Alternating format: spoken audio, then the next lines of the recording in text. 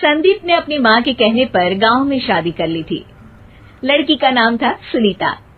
माँ का कहना था एकदम मॉडर्न बहू नहीं होनी चाहिए, लेकिन उन्हें नहीं पता था कि गांव से आने वाली बहू सुंदर सुशील तो होगी और उसको गांव से बाहर भी निकाल लाएंगे, लेकिन उसके अंदर का गांव कैसे बाहर निकलेगा। शादी के कुछ दिन बाद, माँ टिफिन तो देना जरा।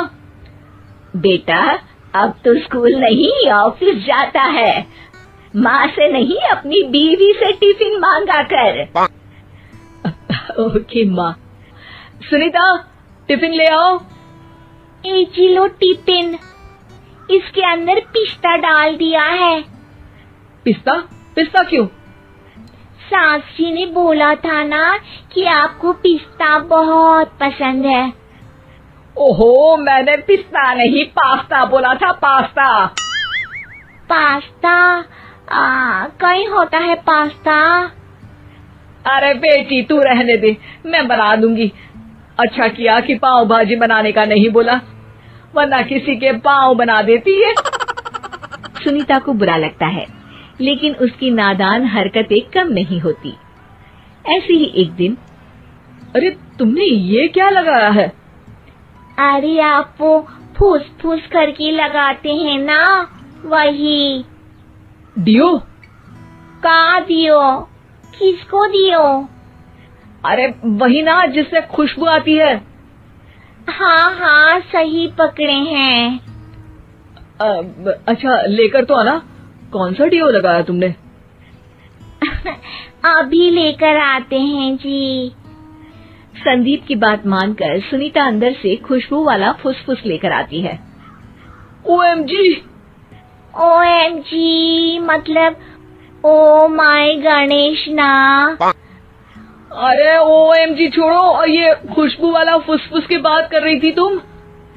हाँ इसी की, फिर से सही पकड़े हैं। अरे देवी, लेकिन आप सही नहीं पकड़े हैं, ये डियो नहीं है। डियो नहीं है तो क्या लियो है? अरे ये रूम फ्रेशनर है, जिसको कमरे में छिड़कते हैं, खुद पर नहीं। कोई बात नहीं, माँ कहती थी आत्मा किराएदार है, शरीर एक किराए का कर्म। हम शरीर पे ये डाल लिए तो क्या फर्क पड़ जाएगा। अरे बहू, ओ बहू, मेरे लिए फल तो लिया, फिर मैं बाजार जाऊंगी। सुनीता अपनी सास के लिए फल लेकर आती है। अरे बेटा, पपीता, तरबूज और सेब फल ऐसे कैसे खा लूं? काट कर तो लिया। माँ जी, मेरे गांव में तो खेत से उठा के सीधा खा लेते हैं। अरे ये तेरा गांव नहीं है ना। अरे संदीप, तू ही कुछ समझा देना इसको बेटा।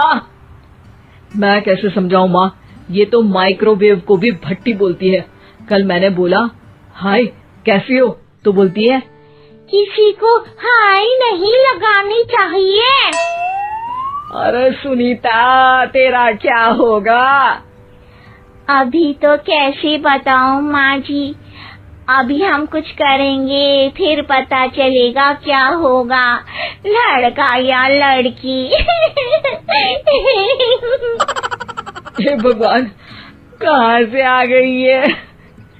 रामपुर से जी, आप ही तो लेकर आए थे मुझे। अरे मुझे माफ कर दो।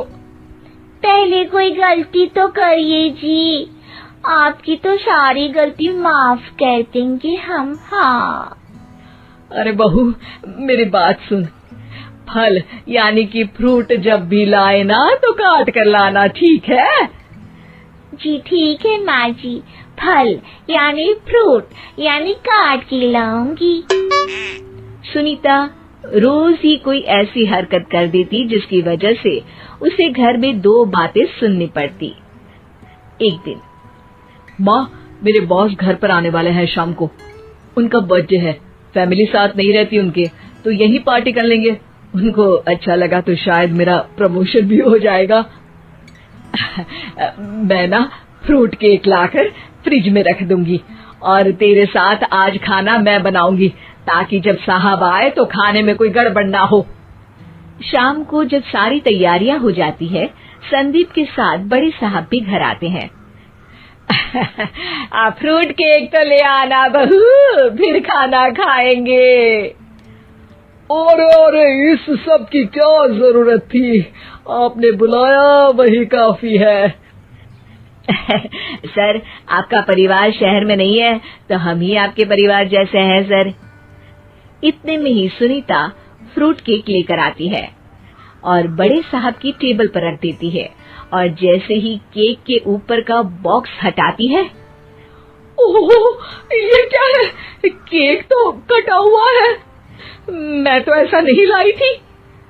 आप मुझे शाबाशी दे सकती है माँ जी, मैंने ही केक काट दिया।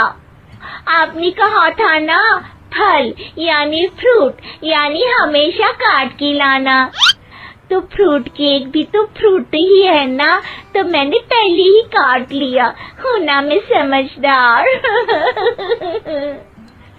अरे बहू, ये क्या किया? केक हमेशा वही काटता है जिसका जन्मदिन होता है। तुझे एक बात भी समझ नहीं आती, एक नंबर की बेवकूफ है। पूरा माहौल बिगड़ चुका था। संदीप को लगने लगा था कि साहब उसे प्रमोशन तो दूर की बात है, कहीं डिमोशन ना दे दे, लेकिन साहब बीच में ही बोल पड़ते हैं। अरे कोई बात नहीं, ये इनकी बेवकूफी नहीं है, इनका भोलापन है।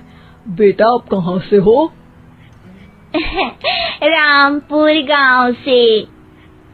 अरे वाह, गांव से? फिर तो आपके गांव में ताजे फल और सब्जियां मिलते होंगे। हाँ, सही पकड़े हैं। हम तो काटते भी नहीं, सीधा खा लेते हैं। मैं ना एक बार तुम्हारे गांव घूमने जरूर चलूंगा। क्यों संदीप, ले चलोगे ना? मुझे गांव घूमना बहुत पसंद है। बस फिर क्या था, संदीप और सास दोनों खुश हो गए, क्योंकि साहब को सुनीता ने गांव की बात करके खुश कर दिया था। अब संदीप का प्रमोशन पक्का था। शिक्षा, कभी भी किसी भी गलती पर घबराना नहीं चाहिए। हो सकता है कि उस गलती की वजह से आगे बड़ा फायदा हो जाए।